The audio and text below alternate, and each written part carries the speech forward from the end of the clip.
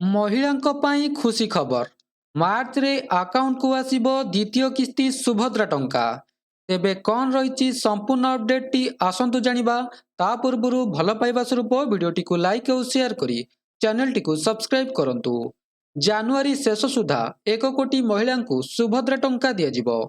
मार्च रे एका संगे कोटी हिताधिकारी को मिलिबो द्वितीय किस्ती टंका।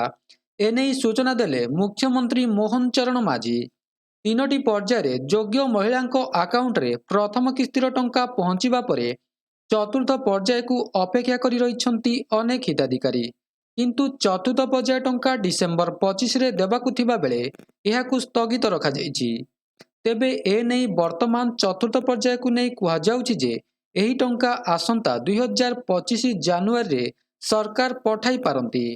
एही पर्याय रे प्राय 20 लाख रु अधिक हिताधिकारी को एही टंका प्रदान करा जिवो। जांच प्रक्रिया जारी रहिथिबारु एही पर्याय टंका विलंबरे दिया जिवो बोली सूचना दैछंती उपमुख्यमंत्री प्रभाती परिडा। एही जांच आसंता 30 सुधा शेष होई जिवो। एहा परे हिताधिकारी को नुआ वर्ष रे नुआ उपहार देई पारंती।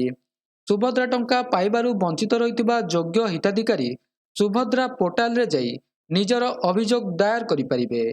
एहा व्यतीत एही योजना पाई ब्लॉक रे तैयारी होइथिबा कमिटी निकट रे मध्य आपण निजर अभियोग लेखि परिबे। एहा परे आरआई माने गाँ को जाई तदारक करिबा परे देइथिबा रिपोर्ट अनुसार चतुर्थ पर्यायर एही हिताधिकारी मानकु शामिल करा जिवो बोली कहिसंती उपमुख्यमंत्री प्रभाती परिडा। एथि सहित रिजेक्ट लिस्ट जांच समय आधार वेरिफिकेशन कराई नेबाकु से हिताधिकारी मानकु अनुरोध करिसंती। तेबे यह थिला संपूर्ण अपडेट टी। जदि वीडियोटी भल लगी थाए वीडियोटी को लाइक करंतु, शेयर करंतु एवं चैनल टी को सब्सक्राइब करने को भूलंतु नहीं। धन्यवाद।